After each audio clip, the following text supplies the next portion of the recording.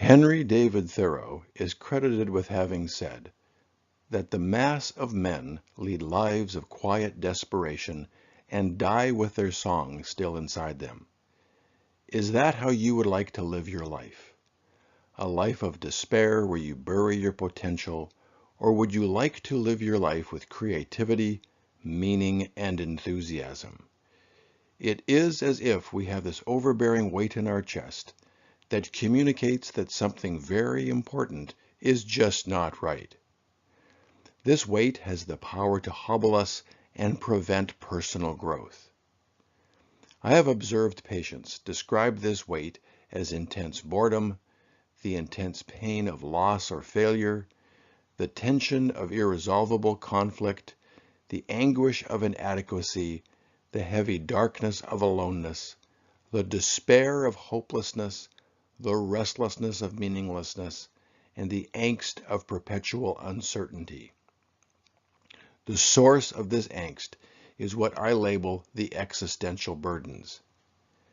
These burdens are existential in that they are observed to be present in all humans.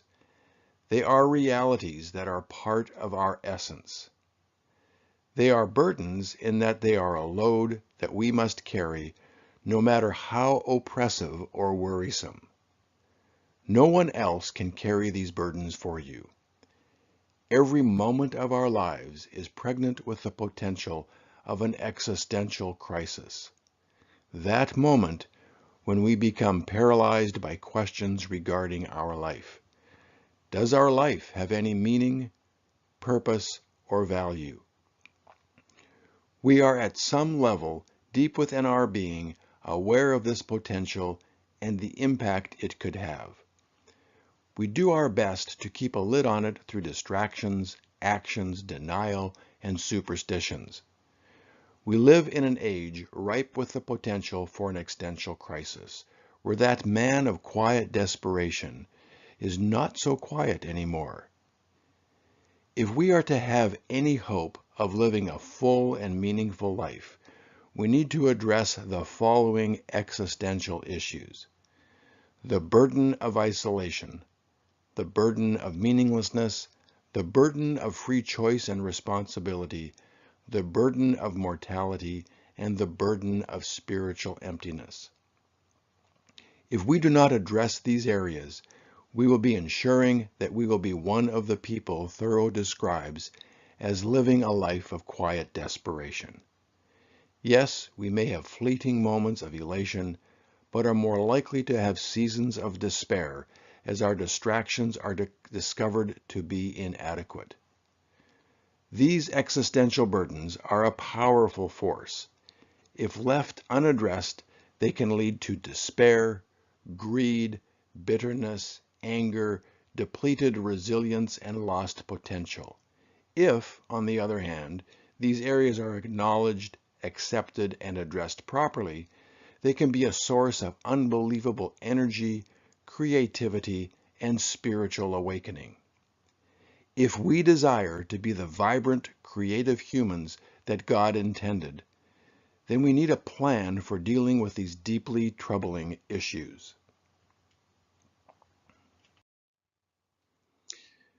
Psalm 103, verses 15 and 16 states, "Our days are so few, and our momentary beauty so swiftly fades away.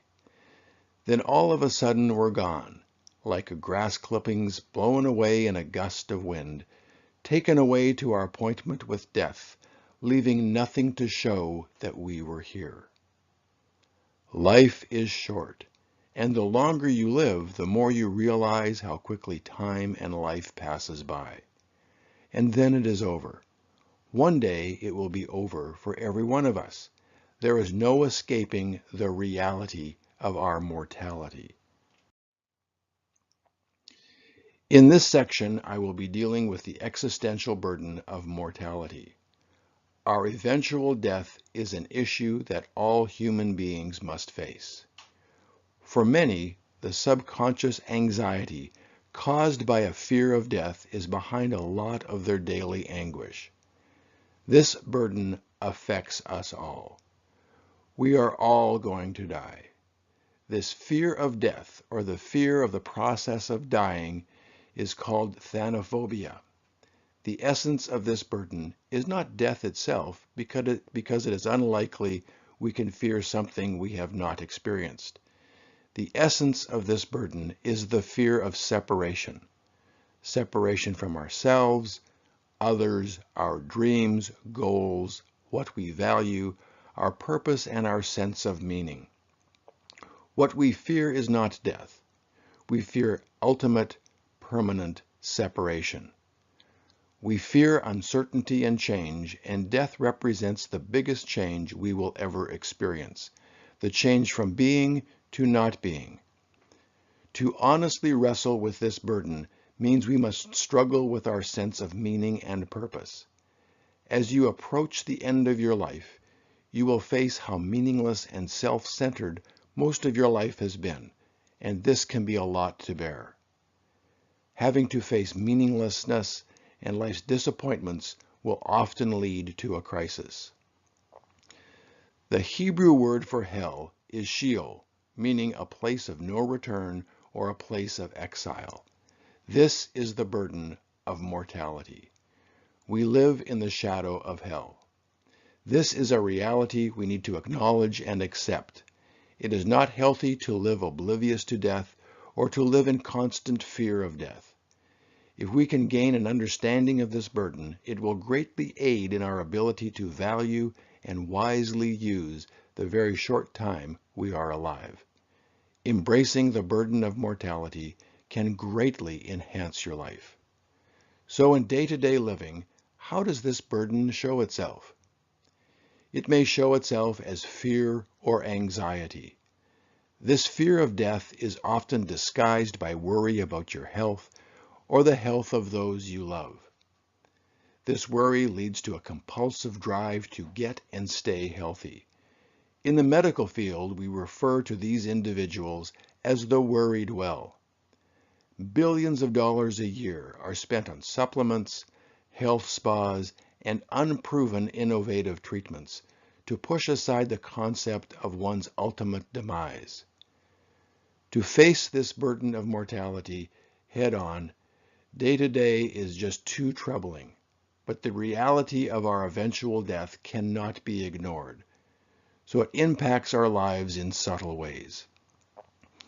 At times of separation or loss, the burden of mortality is more likely to show itself through activities, beliefs, or thoughts that are self-protective, self-absorbed, or self-nurturing. When we feel a threat, we do what we can to protect our fragile selves. This is often a time when one retreats from relationships or avoids intimacy.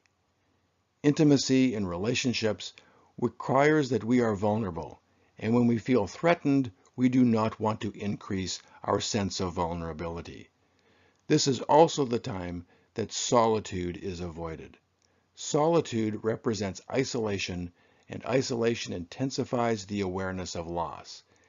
If the loss is major, there is increased discomfort in both intimacy and isolation, but there is some comfort in being part of a familiar group. Conformity brings a sense of safety. If the threat is long-lasting, this conformity can foster narrow-mindedness, where there is adherence to a specific group with fear or avoidance of others who may think differently. The experience of the burden of mortality varies from person to person. For the young, it is more likely to be experienced as separation anxiety, where for the elderly, it is more often to be experienced as angst about impending death. I have observed many very healthy individuals live in constant fear of death, and I have seen many people with a terminal diagnosis live in peace with a renewed freedom and compassion. It is almost as if those with a terminal diagnosis have the freedom to be and are no longer living under the pressure to do. This burden of mortality is a reality that affects all areas of our life. It is a reality that is too painful to address directly, so being the self-protective creatures we humans are, we have developed an amazing skill of being able to deny what we do not want to face.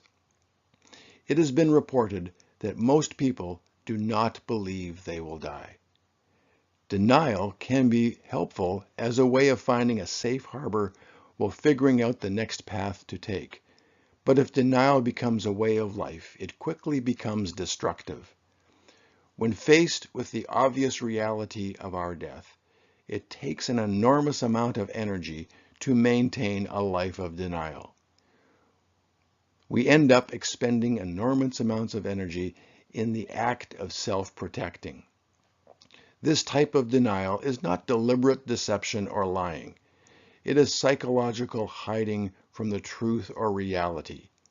It is honest self-deception. And humans are masters of this type of self-deception. We are in danger of spending so much energy on self-protection and denial that we have no remaining energy for other endeavors. We spend our valuable time self-protecting. But what is it that we are working so hard to protect? What we are working hard to protect is a deep fear of exposure to realities that are too painful to handle. The reality that we feel isolated and alone, the anguish of no sense of purpose or meaning, the shame of guilt of having chosen a path of life direction that did not go as planned, and the fear of ultimate separation. We are working hard as we can to avoid an existential crisis about our meaning and purpose. We end up wasting a lot of our life trying to fight or change what we cannot change. To accept the burden of mortality, we must accept both the reality of our mortality and the denial that often accompanies that reality. The biggest problem with this burden is not accepting the reality that we will die someday. It is accepting the denial that we use to hide from what we are unwilling to accept. Accepting mortality is accepting reality. It happens to all of us. It is a reality we must all face. We all also live to varying degrees in a state of denial. We spend time and energy wrestling with mortality when our time would be more productively spent on dealing with denial. Our mortality is a future reality. Our denial is a present negative force. You need to accept your mortality to deal effectively with denial. The burden of mortality causes universal anxiety. This anxiety is controlled with denial. A little denial for a brief period can be helpful. It can be a safe harbor during times of distress. The problem, however, is that what serves as a brief comfort soon becomes a pattern of living, and that pattern soon becomes a lifestyle. We are now living in a dome of denial, not only in regards to our mortality, but in regards to any area of our life that may cause emotional pain, a sense of separation or loss. We have become compulsive comfort seekers. If anything dares puncture that dome, we are quick to patch the hole with another dose of denial in the form of some self-destructive behavior, like drugs, alcohol, excessive exercise, working long hours, embracing bitterness or anger, and on and on. We end up being hurt by our self-protective beliefs and actions, but our dome of denial must remain intact. Life is hard. It is hard for everyone. Be very careful what you choose as your safe harbor. Once we have accepted this burden for what it is, and that it is present in every human, we can get to the point where it can be appreciated. To appreciate this burden is to appreciate and recognize how much of our lives are consumed and therefore wasted by denial. If we accept our mortality, it will help lessen the power behind a lot of the denial in our lives. Less denial means a lot more energy for living. So what is the power and impact of denial? Denial does have the power to protect, but this only lasts briefly. Denial can be powerful enough to distort reality and erase memories. Denial can prevent accurate evaluation and recollection. In this state, living in the dome of denial, other areas of life get confusing. Anything that could cause discomfort or pain, like relationships and responsibilities, works to increase our denial. This denial is the power behind the irrational thinking that is part of any addiction. Statements like, "I don't know why I'm gaining weight, I don't eat anything," or "this drug will not harm me," or "I am only hurting myself," or "drinking and driving is not a problem," or "the cigarette will not hurt me," are all statements from the mind of someone living in the dome of denial. We end up living in a self-destructive world of myopic self-evaluation. Denial may initially start as a self-protective defense mechanism to shelter us from the thoughts of early parental separation, but this denial has lots of opportunities to grow as we mature.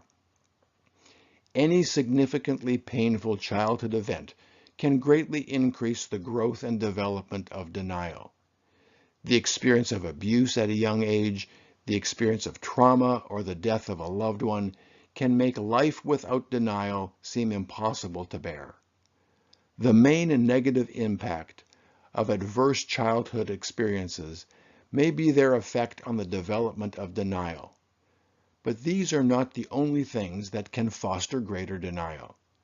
Any event that alters your impression of reality can work to encourage the growth of denial. Growing up in affluence with the belief that life should be easy and pain-free will greatly impact your level of denial. This is not reality. Life is hard. It is hard for everyone, and no matter what amount of money, none of that will change it. Life is not to be lived as a fantasy, because the fantasy will only disappoint. Freedom in life comes with facing the painful and uncomfortable realities, recognizing all humans share these, and that these realities can be faced with faith and perseverance. Facing life's difficulties and realities is hard, and at times feels like it is too much to bear. But denying these realities will destroy you. Living in denial will produce momentary comfort and long-term frustration and exhaustion. The burden of mortality does not have to weaken you. It can actually make you stronger. Well, how can this be possible? How can the burden of mortality strengthen you? Once the burden has been lessened by seeing it for what it is, you are free to use this reality as a strength and not a burden. Remember, our battle is not with our mortality, it is with denial. To effectively deal with the burden of mortality, you have to accept the reality that you are going to die. Your death, just like your birth, is a part of life. Do not be afraid of it. Do not ignore it. Do not tempt it. And do not deny it. Don't waste your limited time on this earth supporting denial and fighting a fight that you will only lose. If you accept that you are going to die, you will value the time that you are alive. Learning to embrace your fears and your denial, by doing so, you will lessen their power. Take active steps to limit your denial in regards to your mortality. Calculate how many days you have lived and compare this to how many days your parents and grandparents lived. It can be very sobering to realize that you do have an expiry date. You will not live forever. Take time in solitude to ponder your life and not your problems. Your life is unique, your problems are not. What kind of person are you? And what kind of person do you want to be? What do you want your legacy to be? Read obituaries and take some time to write your own. Do not shy away from the funerals of family or friends. Death is a reality. Avoid denial by living authentically. Embrace times of solitude and be honest. You will hurt yourself and all those you contact if you live a lie. Embrace a sense of wonder. A sense of wonder can help you get things into the right perspective. A sense of wonder can lessen the focus we continually have on ourselves and our problems. You do not want to get consumed by your emotional pain or the injustices you are facing. In Psalm 8, verses 3 and 4, we read, "Look at the splendor of your skies, your creative genius glowing in the heavens. When I gaze at your moon and your stars, mounted like jewels in their settings, I know you are the fascinating artist who fashioned it all. But when I look up and see such wonder and workmanship above, I have to ask you this question. Compared to all this cosmic glory, why would you bother with puny mortal man or be infatuated with Adam's sons?" Wonder and awe puts things into proper perspective. The sense of wonder from gazing at the night sky, walking in the forest, or looking out over the ocean or the Grand Canyon will change you. Learn to embrace your puniness. A sense of wonder can slowly erode the cover on your dome of denial. Wonder can be found in nature, in works of mastery, music, or in learning to see things from a different perspective. If you are not using up all your energy trying to prop up your denial, you can slow down enough to live your life and embrace the wonder that is all around you. Be aware of what is really at the core of your fears and denial. Do not be afraid of that vulnerable part of you that is afraid of separation and isolation. Do not be controlled by the reality of your ultimate non-existence, your mortality. Do not miss the big picture by remaining self-centered and spiritually empty. Be alert and on guard concerning denial. These are some of the signs that denial is active in your life. If you answer yes to any of these questions, it is likely that denial is present in your life. Have you lost your sense of wonder? Are you less compassionate and intimate with those you love or those who love you? Do you blame others for your present life situation? Are you living as a victim? Are fear and anxiety controlling you? Do you have an increase in irrational thoughts and beliefs? Do you demand and seek comfort at any cost? Does bitterness control you? If the burden of mortality is not addressed, it will feed your denial, steal your peace and clarity, kill your joy and compassion, and destroy your perception of reality. Do not be controlled by denial and the burden of mortality. For additional references and help, please contact the Fractured Resilience website, and to be notified of future videos, subscribe to the Fractured Resilience YouTube channel. Thank you.